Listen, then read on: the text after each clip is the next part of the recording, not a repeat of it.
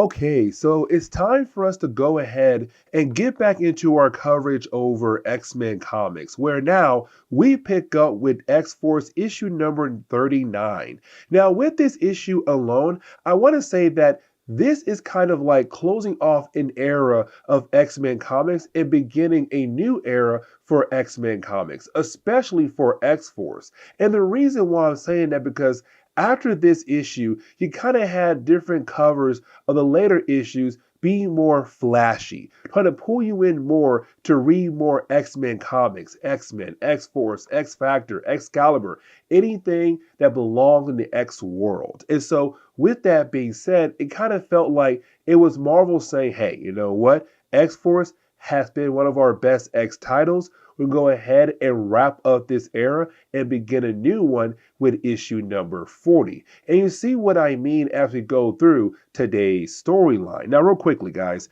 letting you know I'm sick, so if I sound kind of weird or off, please forgive me. I'm trying my best to recover, but at the same time, the videos gotta come out for you guys.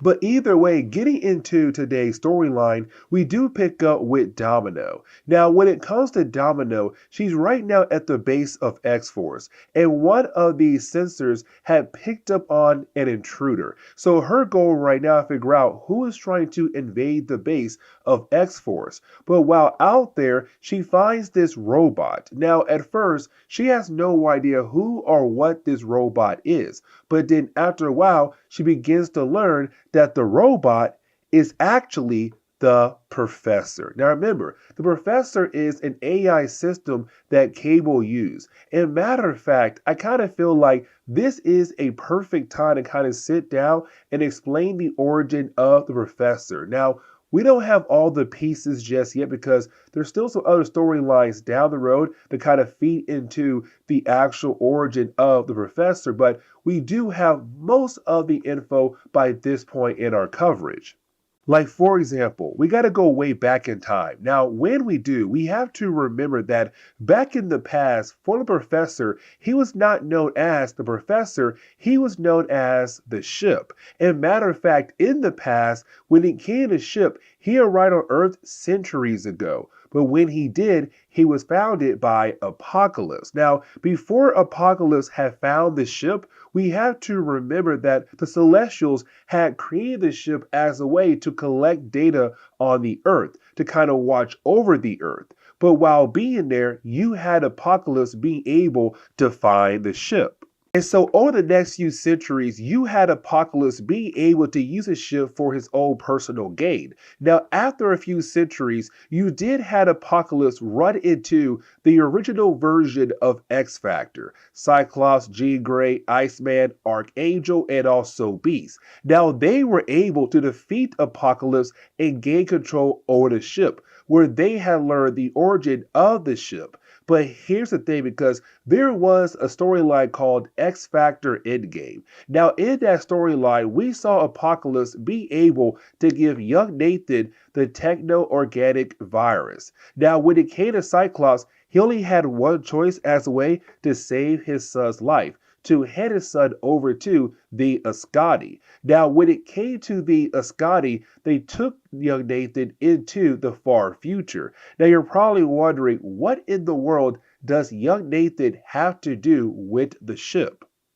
You see, when it came to young Nathan, when he had traveled into the far future, you had a ship being able to kind of give young Nathan a barrier as it traveled into the far future. Now, once you had young Nathan being able to arrive in the far future, the ship kind of hidden inside the body of Nathan. And so after many years had passed by, we kind of find out that the ship was still inside the body of young Nathan. But the problem was it had forgotten its past completely. And so then over the next few years, you had a ship take up a new name, better known as the Professor. So the Professor has no idea that in the past, he was known as the ship, who fought alongside with X-Factor and other X-like characters. But either way, it seems like now he has his own body, no longer being his AI system that was riding in the body of Cable.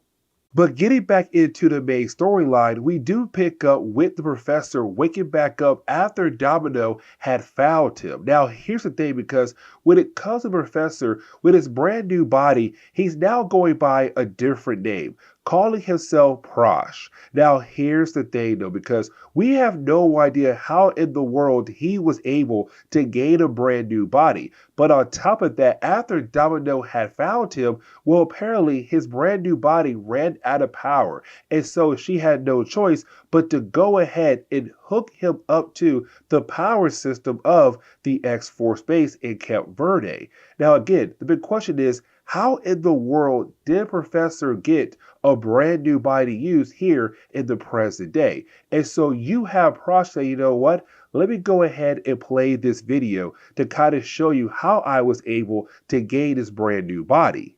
Now, it is a very quick and fast origin story for Prosh here. And we learned that basically in the middle of the whole idea of the Phalanx Covenant storyline, you had a Phalanx appear at the base of X-Force. Now, the main goal for that Phalanx was to be able to absorb the different members of X-Force, but they were away with Excalibur and also X-Factor. And so you had that Phalanx try to hacked into their system. Unfortunately, it was zapped and just killed off right then and there when it tried to access the system of X-Force base. And so when it came to Professor, now known as Prosh, he thought, well, there's a good body right there that's not being used at all. And so you have Prosh just go ahead and take over the body of, well, the Phalanx that had supposedly died in the base of X-Force. But this kind of leads into a problem, because we do pick up with Shatterstar. Now, for Shatterstar, we do learn here that every single time he learns something new, over the next couple of days or weeks or even hours sometimes, he's able to master what he is learning. So, for example, he was able to kind of look into the system to kind of realize that he is unable to figure out how much power that Prosh is using right now from the base to be alive. And that is a huge problem. There's some kind of interference. They do know what they do. To keep Prosh alive, they need a huge amount of power to be able to keep him alive. And so for X-Force, they love the idea the professor now has his own body, calling himself Prosh. It kind of feels like he's part of their team now. And so their goal is to go ahead and just continue on with their lives, but alongside with Prosh. Now, some days have passed by, and we do see kind of X-Force just hanging out around the base. Now, we see the team playing football, and really, if you're an X-Men fan, you know that no matter what X team you're following, when it comes to downtime for that X team, they're going to play some kind of sports game. Baseball or softball or kickball or even football and basketball. Either way, for X-Force right now, they're playing some good old football. Now, matter of fact, we kind of focus on the whole idea of Warpath and also Siren, because remember, these two characters were kind of beginning a relationship earlier on in our coverage over X-Force. And so by this point, it's really more Warpath trying his best to confirm that relationship. The whole idea that he wants to be with her. And so he goes in for a kiss, but unfortunately, a football does hit him in the head to kind of ruin that moment for him. But while you have X-Force playing some good old football out there, we see Domino watching them. Now, for Domino, she kind of hates the idea that she's not really able to kind of being able to bond with the other members of X-Force. And the reason why, because in the early days of X-Force comics, Domino was not Domino. We saw her, but it was somebody else pretending to be her, a person known as Vanessa, who's very close to Deadpool. But either way, even though we now have the real Domino, she kind of hates the idea that she might give the rest of the members of X-Force a reason why to not trust her. But either way, we also learned that there's something going on with Cable, that the Techno-organic virus is going wild in his body, and we have no idea why in the world the virus is going wild in his body for. But later on that evening, we do pick up with Richter and Shatterstar. Now, when we do, it's really more a Shatterstar telling Richter, like, hey, listen, there's something going on with our tech. Like some kind of interference is popping up in every single piece of our equipment. And I have no idea where in the world it's coming from. Now, it's going to be somewhat important for the ending of this storyline. But while you have those two characters trying to figure out what in the world is going on, we jump over to Warpath and also Cannonball. And when we do, we see the two young heroes right now kind of wondering what in the world is going on with the IPAC. Now, the IPAC is a ship or aircraft that our heroes use as a way to travel around the world. The problem is it's evolving or changing, and they have no idea why in the world this is happening for. But this kind of leads into the ending for today's storyline because we do pick up everyone realizing what has been happening at the base is all because of Prosh, because of his brand new body. And so you didn't have our heroes realize that the only way to kind of make sure everything goes back to normal, but also kind of allowing Cable to survive, because again, with Prosh being there, the techno-organic virus is going wild in his body. Prosh has to go away. But the problem is Prosh needs a huge amount of energy to keep him charged up so that he can stay alive, which means that for X-Force, they're going to have to hand over a lot of different pieces of equipment to allow Prosh to stay alive. But most of this equipment came with Cable from the future. And so it's kind of like, hey, Cable, are you okay with the idea of giving up every single piece of things you brought from your time into the past as a way to remember everything you came from to keep this one robot alive?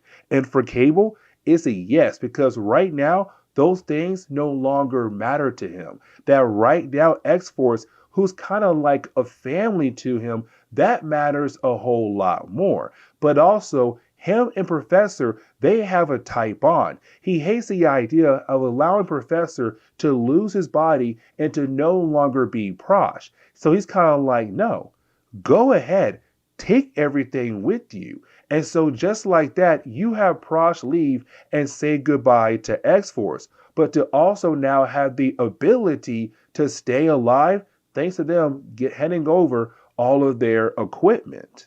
And so the book kind of ends on the note where you now have our heroes wondering, like, okay, where can we go now? Like, our base is completely empty, and that guy right there took all of our equipment. And you have Domino say, don't worry, I think I have an idea for our new base. And let's not forget that in an earlier video, her and Cable, they were trying their best to find a new base for X-Force. So this is the perfect time to go to this new supposed base. But either way, this is where we're gonna end today's comic book video. So please leave me a like down below and subscribe. But guys, see y'all next time. Later.